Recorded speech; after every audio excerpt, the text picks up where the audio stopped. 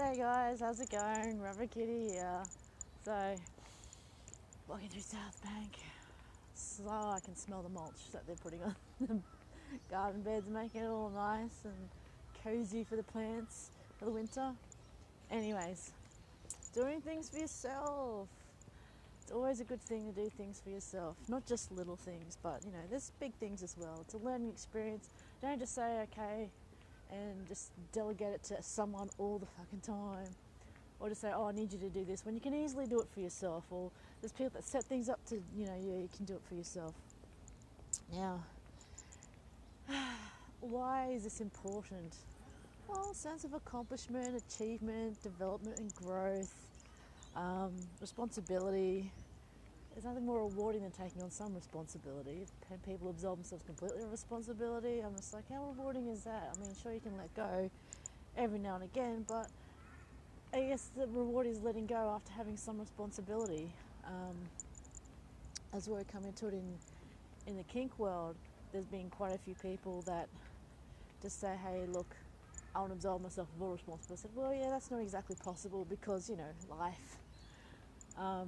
And there's plenty of times when I've talked with people who've been in long-term DS relationships. They've gone through their rough patches, and it's all pretty much the same. There's times when the D or their S couldn't, carry their weight, so to speak. They've just been unable to due to life stresses, physical, emotional, mental ailments, or conditions or whatever.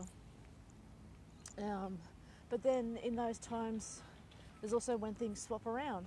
This is not just in, kink relationships, but also in general relationships.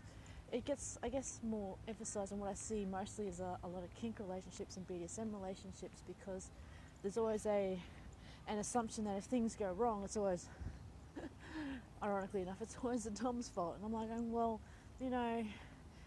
here's the thing though, when things don't go the way a sub wants it, a lot of people say, well, you know what, you're in a relationship too, they can't just pull rank and, blah, blah, blah. Yeah, but at the same time, when things go wrong and you need to, pull your weight, you're in the relationship as well. You can't just sort of say, well, I've given them this responsibility and that control over my life, therefore I have no responsibility and I don't take any responsibility whatsoever and I can just blame them for everything. I'm like, well, you know what, if you saw something going wrong and you didn't bring it to their attention or your partner's attention, then that is also your responsibility as well.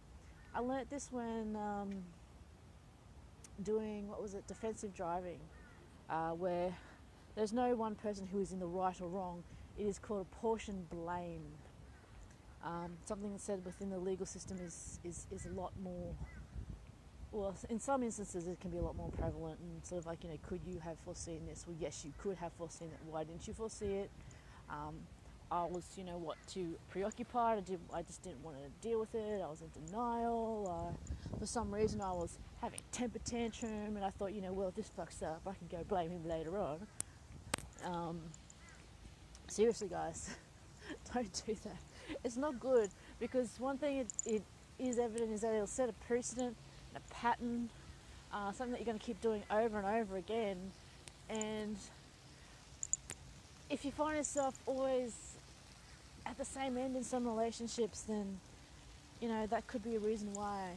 Not solid a reason, but I mean, things happen, and it's never wholly the blame of one person. You've got to take your own responsibility for it. Not just say, oh yeah, I should have done this, I should have done that. You go, yeah, but you didn't. You've got to blame yourself for that. And be honest, because a lot of people, subs will say, oh, they weren't insistent enough. I said, well, no, it's not that you weren't insistent enough in the fact that, you say that you are submissive and therefore they have the right to say no. It's the fact that you're in a relationship and you have equal say in what goes on.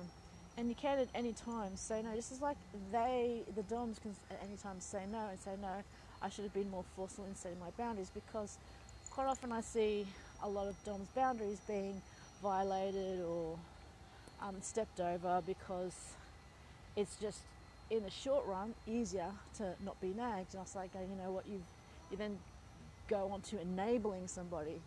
So it's also the responsibility of the sub to acknowledge and know when the dom has also set their boundaries, and this goes vice versa. Dom and subs got to know when they've set their boundaries and not cross over. And when you do cross over, take responsibility for it. Don't just say, oh well, you could have stopped me. It's like, well, no, that's just a cop out. You need to be able to recognise and apply your own self-discipline, because BDSM, bondage and discipline, it kind of goes in there. Anyways, so in how does this tie in with doing things for yourself?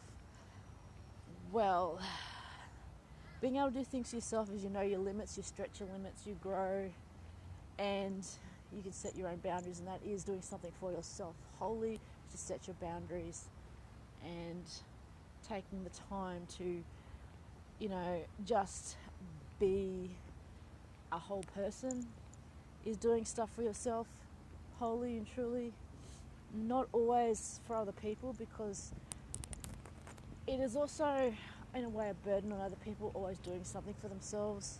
Like I said, enabling, or just not using it as a coping mechanism to not deal with whatever it is that you need to deal with, and do stuff for yourself. There's been times when I've poked people and said, look, this is stuff you've got to do. I can set things up for you, but ultimately you've got to do it yourself, because number one, it's a therapeutic thing. It's something that you can work on. It's a knowledge thing, something that you know more about, not just something to do, but in and of yourself. And also, it's one of those things where you're actually doing something. You're not procrastinating. The situation's not getting worse. It's something that you can do to help you work through whatever it is you're going through, or whatever you need to do to learn and grow. So, doing things for yourself. Really seriously look at a lot of things that you could do. Not always putting it off to other people as delegating, or well, they can do this, or it's easier for them to do it. Yeah, sure, sometimes it might be a little harder for you at the offset to do it, but ultimately, just think about it this way, then you can do it. And even though you look at other people and say, oh my God, it's so easy when they do it, just think someone will look at you then and say, oh my God, it's so easy, they can do it. They are so talented, so knowledgeable, or whatever. But it's just something that is worthwhile having to think about. Things that you can do, things that you should be doing, if only for your own, edification, self-confidence. This little tick that you can say, right, I've done that, I've made my bed today, I've washed that cup of coffee immediately after and put it back, and I haven't just been lazy and got out and get another fresh cup just to have one out of. So anyway, I'll catch you guys later. Thursday, it looks like it's gonna rain, it's overcast, I don't know. Anyway, oh yes, Lifeline Book Fair still on this weekend. These guys do good work. They man these phone lines 24/7. Go to the Lifeline Book Fair, buy some books. There's heaps of them. Oh my God, so many. And records, some clothing as well. So catch you guys later. Bye.